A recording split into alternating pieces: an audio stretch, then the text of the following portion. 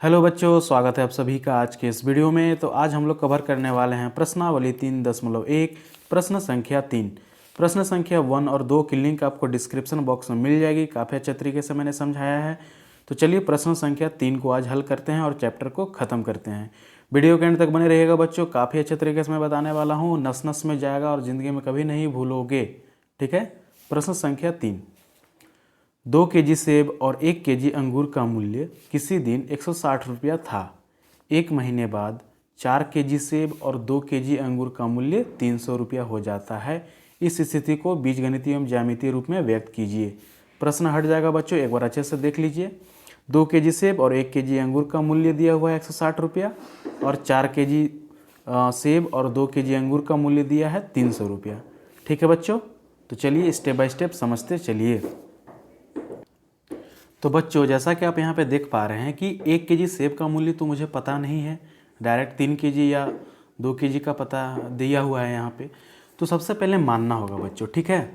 तो हम यहाँ पे मान लेते हैं, माना कि, तो हो जाएगा माना कि 1 केजी सेब का मूल्य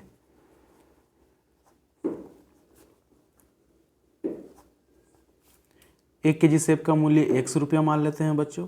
उसी प्रकार माना कि 1 केजी अंगूर का मूल्य, क्योंकि सेब और अंगूर का बात हो रहा है यहाँ पे, अंगूर का मूल्य y रुपया। यहाँ तक प्रश्न के अनुसार हम लिखा था, मैंने लिखा। इसके बाद क्या करेंगे, अकॉर्डिंग टू क्वेश्चन, यानी कि प्रश्न के अनुसार। अब ध्यान देना है बच्चों, यहाँ पे दिया हुआ है ना, कंडीशन दिया हुआ है कि 2 केजी सेब और 1 केजी अंगूर का मूल्य 160 रुपया था ना। तो यहाँ पे 2 केजी सेब का मूल्य कितना हो जाएगा बच्चों, सेब का मूल्य कितना हो जाएगा, 1 केजी आलू का दाम है 10 रुपया, तो 2 केजी आलू का दाम 20 रुपया, यानी 10 को 2 से गुना कर दिए। उसी प्रकार 1 केजी सेब का मूल्य 100 रुपया, तो 2 केजी सेब का मूल्य 2 गुना x, यानी कि 2x रुपया। क्लियर है बच्चों। अब क्या दिया हुआ है कि 1 केजी अंगूर का मूल्य, तो 1 केजी अंगूर का मूल्य यहाँ पे लिख देता हूँ। 1 केजी अंगूर का मूल्य कितना हो जाएगा, 1 केजी अंगूर का मूल्य y रुपया, तो 1 केजी का ही पूछा है, यानी कि y गुना 1, यानी कि y रुपया। क्लियर है बच्चों। अब ध्यान देना है यहाँ पे, वही ने बोला है कि 2 केजी, प्रश्न में देखिए कि 2 केजी सेब और 1 केजी अंगूर का मूल्य 160 रुपया है। ठीक है, 2 केजी सेब का मूल्य कितना रुपया है, 2x रुपया। यहाँ से जोड़ 1 केजी अंगूर का मूल्य y रुपया है। ठीक है बच्चों, इतना तो इसका खर्चा हो गया है, किसके बराबर हो जाएगा, 160 के बराबर ही ना होगा बच्चों, 160 रुपया के बराबर, क्योंकि ये दोनों खरीदने में 160 रुपया लग रहा है, ये भी रुपया है, ये भी रुपया, दोनों तो बराबर होगा ना। तो ये हो जाएगा आपके पास समीकरण 1। इसको आप बॉक्स में ऐसे बंद कर सकते हैं। क्लियर है। अब देखते हैं फिर कंडीशन, प्रश्न के अनुसार एक और कंडीशन दिया हुआ है। यहाँ पे दिया हुआ है कि 1 महीने के बाद 4 सेब और 2 केजी अंगूर का मूल्य 300 रुपया हो जाता है। बच्चों यहाँ पे लिख देता हूँ, थोड़ा सा ऊपर कर देते हैं एक बार। ठीक है, तो यहाँ पे हो जाएगा 4 केजी सेब, 4 केजी सेब का मूल्य कितना हो जाएगा बच्चों, 1 केजी सेब का मूल्य 100 रुपया था, ऊपर में था ना 100 रुपया। यहाँ पे देखिए 1 केजी सेब का मूल्य 100 रुपया, तो 4 केजी का 4 गुना x, तो 4 केजी का हो जाएगा 4 गुना x, यानी कि 4x। ठीक है बच्चों।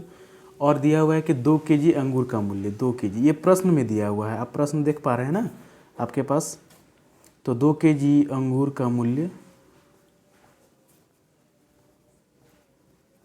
हो जाएगा आपके पास कितना हो जाएगा बच्चों, 1 केजी अंगूर का मूल्य y रुपया था, तो 2 केजी का 2 गुना y, यानी कि 2y।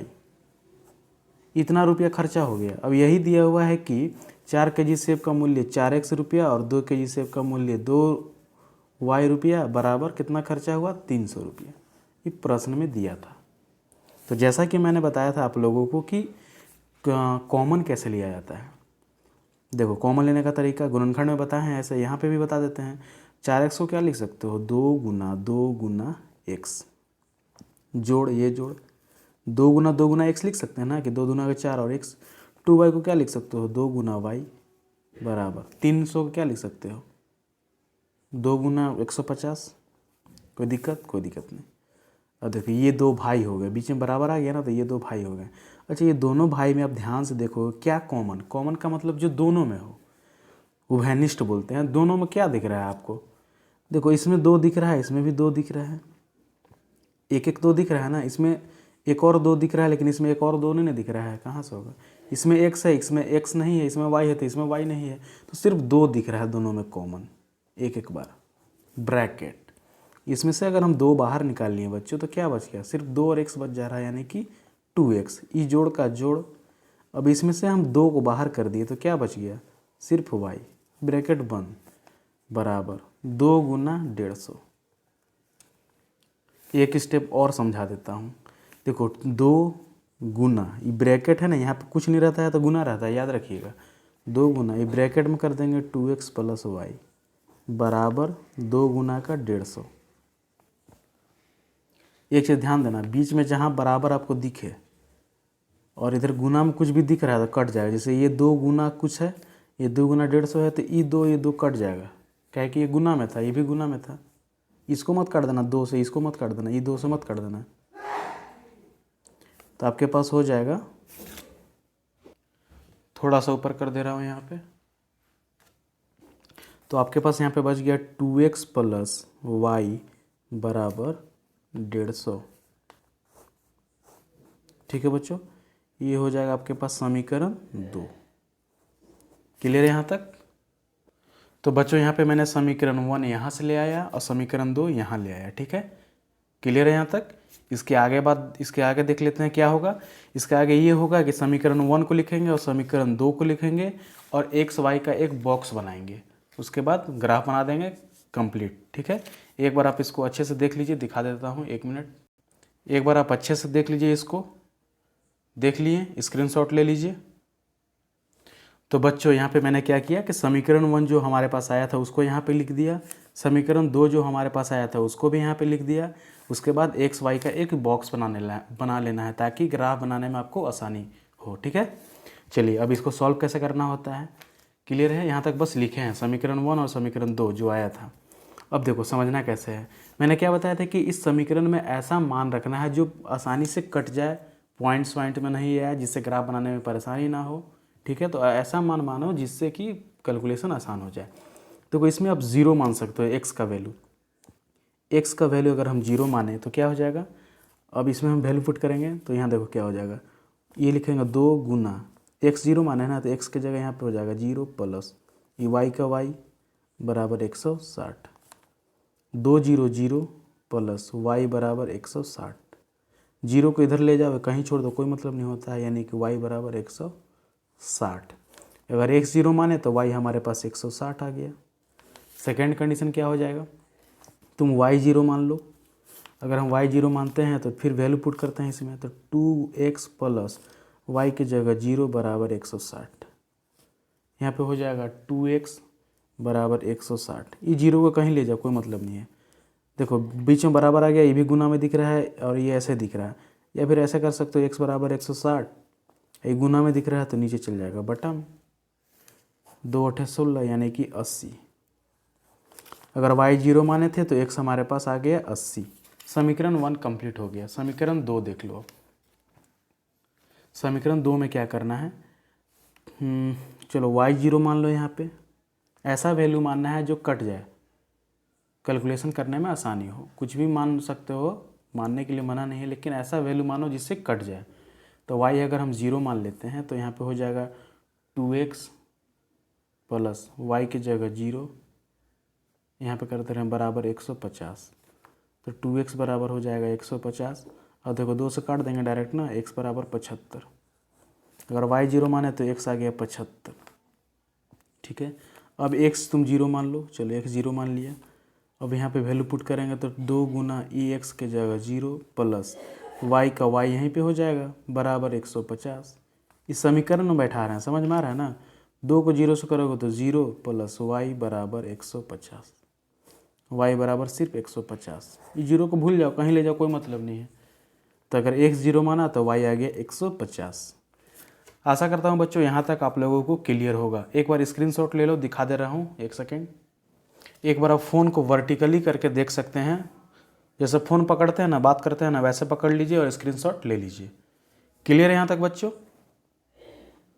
अब एक लास्ट स्टेप क्या करना था, ज्यामितीय रूप में और बीजगणितीय रूप में हमको दर्शा देना है। कुछ नहीं करेंगे, हम एक ग्राफ लेकर आता हूँ। उसके बाद ग्राफ में क्या करेंगे, समीकरण 1 को लिखेंगे। समीकरण 1 को और 2 को लिखने का जरूरत नहीं है, डायरेक्ट हम इस बॉक्स को लिखेंगे और ग्राफ में दिखा देंगे। तो चलिए ग्राफ ले आते हैं। तो बच्चों यहाँ पे ग्राफ आ गया। यहाँ पे बॉक्स समीकरण 1 वाला बॉक्स यहाँ पे लिख दिए हैं, समीकरण 2 का बॉक्स यहाँ पे लिख दिए हैं। ये हमारा होता है ग्राफ, ये होता है हमारा x अक्ष और ये होता है हमारा y अक्ष। ये ऊपर वाला ये y अक्ष होता है, ये x अक्ष होता है। समझना कैसे है, बीच वाला पॉइंट 0 होता है, इधर वाला माइनस होता है, इधर वाला माइनस होता है, इधर प्लस इधर प्लस। क्लियर है यहाँ तक? अब ध्यान देना है, देखो यहाँ से यहाँ तक मैंने 50 माना है और फिर 50 बढ़ते गए हैं। 50 के बाद 50 100, फिर 100 में 50 जोड़े तो 150, 150 में 50 जोड़े तो 200। इधर भी वैसे ही किए हैं, यानी कि यहाँ से यहाँ तक बच्चों 50 माना है मैंने, ठीक है। और यहाँ से यहाँ तक टोटल लाइन कितना है, 1 2 3 4 5 6 7 8 9 10, टोटल 10 लाइन माना है। तो 50 को 10 से डिवाइड कर देंगे, यानी कि 10 पचे 50। एक लाइन 50 के बराबर तो 10 लाइन 50, एक लाइन 5 के बराबर तो 10 लाइन 50 के बराबर। तो क्लियर है यहाँ तक? अगर यहाँ से यहाँ अगर हम 50 माने हैं तो एक लाइन 5 के बराबर हो जाएगा, अगर 100 मानते हैं तो एक लाइन 10 के बराबर हो जाता। ये आपके ऊपर है, कितना ही मान सकते हैं। तो एक लाइन 5 के बराबर। चलिए समीकरण 1 को सॉल्व करते हैं, उसके बाद 2 को करेंगे। समीकरण 1 में आते हैं x और y। x 0 लेना है और y 160 लेना है। चलिए x अक्ष हमारा ये है, 0 तो हमेशा यहीं पे होगा, x के लिए y के लिए भी। तो x 0 हो गया यहाँ से और y कितना लेना है 160। 160 प्लस का तो ऊपर जाएगा y ना, इधर तो जाएगा नहीं, इधर तो जाएगा ना, इधर माइनस हो जा रहा है, ये y दिख रहा है। तो 160 लेना है। देखो 100 तो यहीं पे हो गया, ठीक है। 150 10 और जाना है, यानी कि एक लाइन 5 के बराबर तो 2 लाइन 10 के बराबर।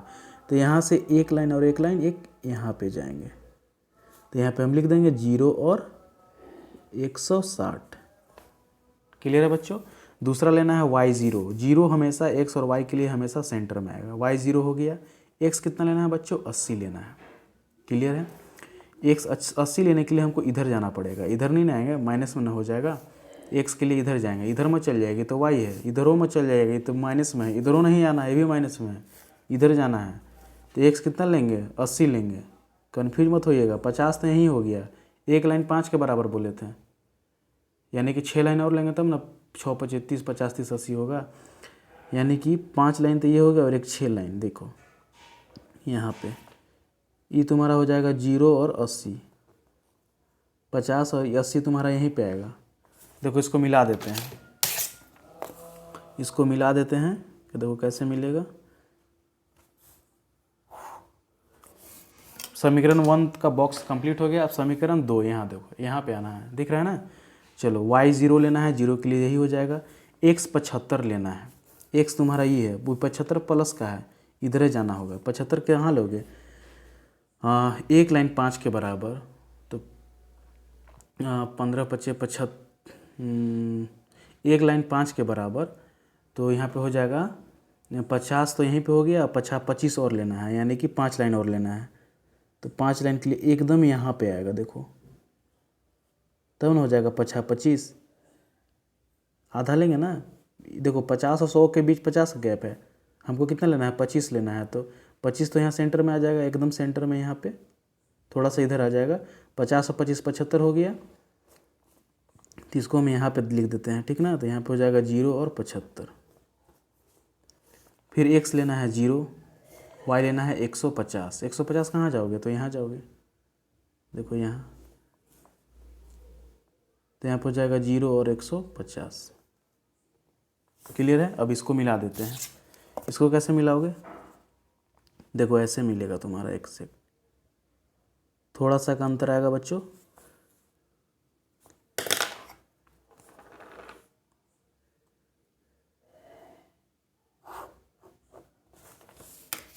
कुछ इस प्रकार बनेगा। तो आशा करता हूँ बच्चों आप लोगों को चैप्टर समझ में आया होगा। Thank you. चैनल पर नए हो तो चैनल को सब्सक्राइब कर लीजिएगा।